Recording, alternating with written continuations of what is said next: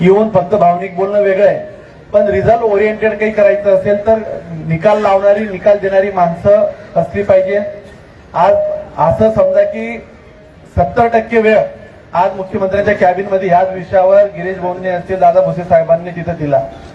आणि या आंदोलनाचं फलित काय असेल तर तुमची एकंदरीत संख्या, तुमचे सगळे ज्यांनी म्हणजे जगदाळे सर असतील, त्यांची सगळी टीम असेल की बाबा ही लोक बसली आहे, शिक्षकांविषयी सगळ्यांना सहानुभूती बोलण्यातून नव्हे तर कृतीतून द्यावी लागेल.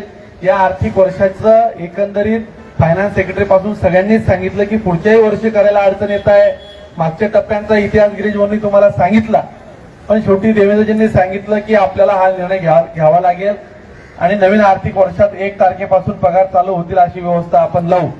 आता हे सगळं झाल्यानंतर बघा, तुम्ही काही बोलले, आम्हाला कोणाला काही सांगितलं किंवा जगदाळे सरांना काही बोललेत, शेवटी तुमच्यासाठी लढणाऱ्या माणसांना जर तुम्ही जर डिमॉरल करत असाल तर तुमच्यासाठी पुन्हा अजून कोणीतरी आलंही पाहिजे याची तुम्ही व्यवस्था लक्षात राहू द्या. म्हणजे आम्ही करतोय ते गिरीश भाऊ करत असतील किंवा मंत्री महोदय करत असतील, ही नैतिक आणि सामाजिक जबाबदारी जरी असली, परंतु या अगोदर ज्या पदावर बसलेली लोक होते त्यांनी ती जबाबदारी पार पाडली नाही, त्यांचं काही झालं नाही. तीच लोक आज तुमच्या बाजूला येऊन काहीतरी नोटंकी करतायत. हे राजकीय व्यासपीठ म्हणून नाही आलोय. शिक्षकांना न्याय दिला पाहिजे या भूमिकेतनं सगळी मंडळी, सगळी आमदार मंडळी आलेली आहेत. आणि हा जो निर्णय गिरीश भाऊंनी आणि दादा भुसेजींनी सांगितला, हा मुख्यमंत्री महोदयांच्या चर्चेतून, राज्याच्या सचिवांच्या चर्चेतून झालेला निर्णय आहे.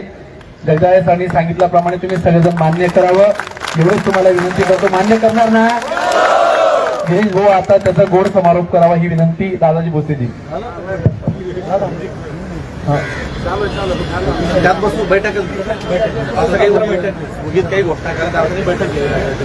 आपला सगळ्यात महत्वाचा विषय जो झाला तर बाकी विषयाचा जर तुम्ही सेक्रेटरी टेक्निकल गोष्टी आहेत त्या निश्चित होतील. पण मी तुम्हाला पुन्हा सांगतो की सरकार अतिशय संवेदनशील आहे. तुम्हालाही लक्षात आलं असेल, पूर्वीच्या काळी 12-12, 14-14 वर्ष, 8-8 वर्ष, 10-10 वर्ष टप्पा झाला नाही. झाला का? नाही झाला, हे तुम्हालाही माहित आहे. पण निश्चित हे सरकार संवेदनशील आहे. म्हणजे मुख्यमंत्री देवेंद्रजी, उपमुख्यमंत्री एकनाथजी आहेत, तुम्हाला याच्याबद्दलही माहिती आहे. आज अजितदादा असते तर ते हेच म्हणाले असते, आज ताई म्हणतायत.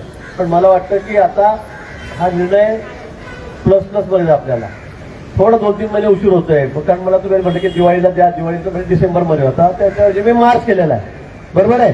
तर आता आपण सगळं तोंड गोड करा, आपल्या व्हॉट्सअपवर, फोनवर सगळ्यांना ही गुड न्यूज कळवा, सगळं स्वागत करा, सरकारचं स्वागत करा, आभार माना सगळ्यांचे. आणि आपण जावं. आपल्याला जी शंका आहे की 1 एप्रिलला होईल की नाही, त्याची जबाबदारी पूर्णपणे आमची. आपल्या घरावरून मसाला त्या आमची जबाबदारी आहे. तुम्हाला परत इथे यावं लागणार नाही, कधीच यावं लागणार नाही, एवढं सांगतो. लगेच अधिवेशनाला मला जायचं आहे. ठीक आहे ना? सगळ्यांचे आभार. दादा भुसे साहेब या ठिकाणी ते शब्द देतील का त्यांच्या घरी जावं लागेल, नाही तर मग तुम्हाला तर माझ्या घरी आलं.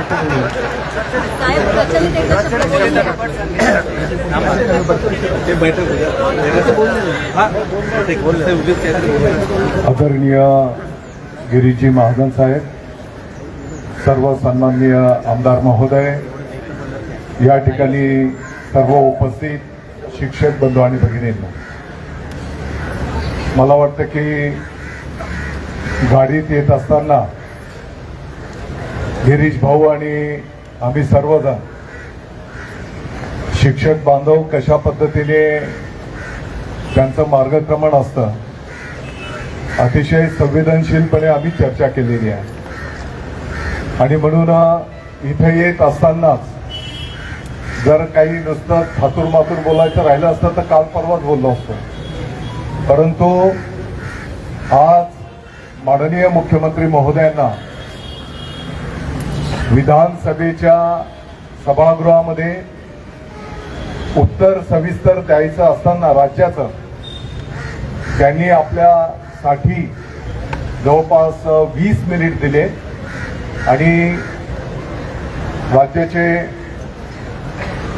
मुख्य वित्त सचिव असतील सर्वांशी सविस्तर चर्चा विनिमय करून हा निर्णय या ठिकाणी झालेला आहे. माननीय मुख्यमंत्री महोदय देवेंद्रजी फडणवीस साहेबांचं मला वाटतं की आपण सर्वांनी आभार मानले पाहिजेत. माननीय एकनाथजी शिंदे साहेबांचे आपण पाठीमागच्याही काळामध्ये जो काही एक टप्पा देण्यात आला होता, शिंदे साहेब तर देणारेच होते, आपल्या सगळ्यांना सगळ्या राज्याला माहिती आहे.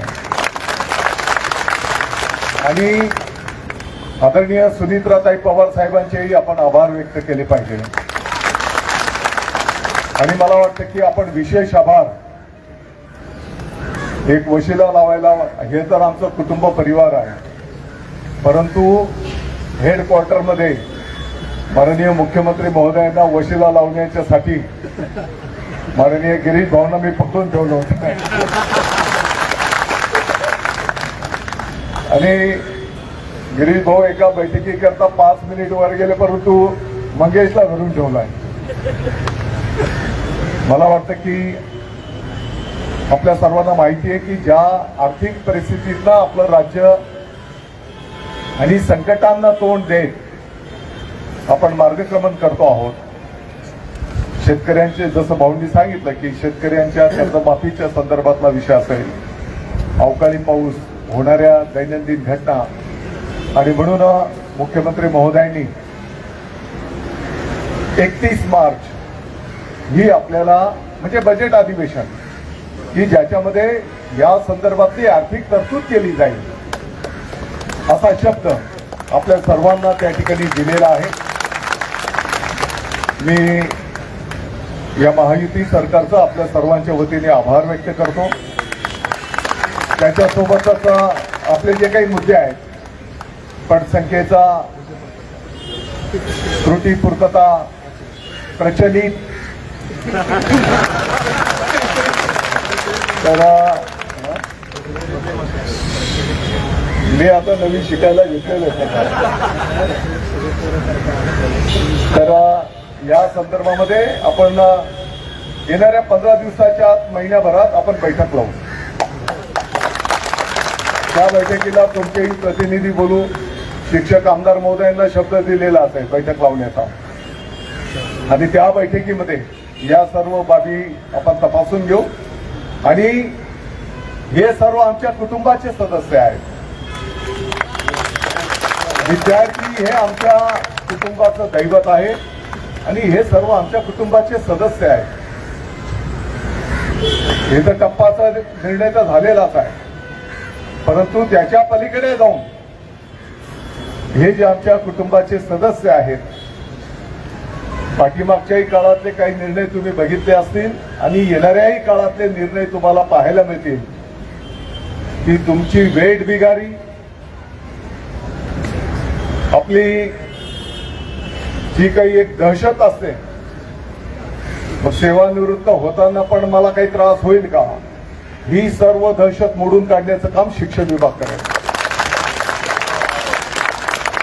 आणि ते कृतीमधून तुम्हाला दिसेल. मला वाटतं की वेळेचं भान आपण ठेवूया.